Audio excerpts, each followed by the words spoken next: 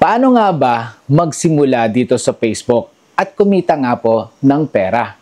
Simplihan natin yung paliwanag para mas maintindihan ng mga baguhan dito. Ang pagpasok po sa Facebook ay para din pong pumapasok kayo sa isang relasyon na hindi po ito yung tipo na naiinggit ka lang dahil wala kang jowa. So ganun din po sa Facebook. Naiinggit ka lang sa nakikita mo na kumikita nga po sila dito. So ngayon po guys, parang relasyon din po yan.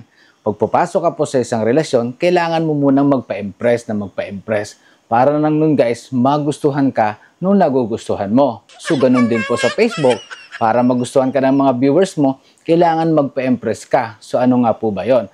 Guys, kapag tayo po ay nanliligaw, ang ginagawa po natin, pinapakita natin lahat ng effort natin. Lahat-lahat po, pinapakita po natin. At the same time, syempre, hindi tayo gagawa ng mali para magustuhan tayo. So, ganun din po kay Facebook. Meron po tayong community guidelines na dapat mong malaman para nang nun nga magtuloy-tuloy na ma-monetize ka nga po dito. No copyright music, no watermark, etc. po yan. So, naandyan po lahat yan.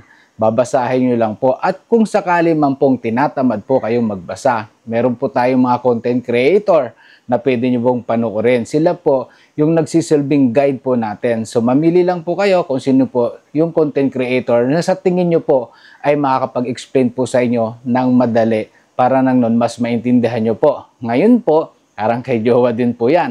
Kapag naging kayo na po, meron po talagang mga policy yan na dapat nyo pong sundin para nang nun, tuloy-tuloy po talaga yung relasyon nyo na magkaroon ng masayang relationship. So, ganun din po kay Facebook. Hindi po ibig sabihin na nandyan na po tayo, kumikita na po tayo ng pera, ay pwede na po tayo kung ano-ano pong gagawin natin. Susunod at susunod pa rin po tayo dahil kapag hindi po kayo sumunod, parang kay jowa din po yan, ang ending po niyan, violation. Ang ending po kay jowa, maghihiwalay kayo.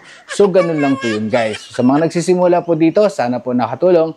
Don't forget to click this follow for more tutorial. Bye!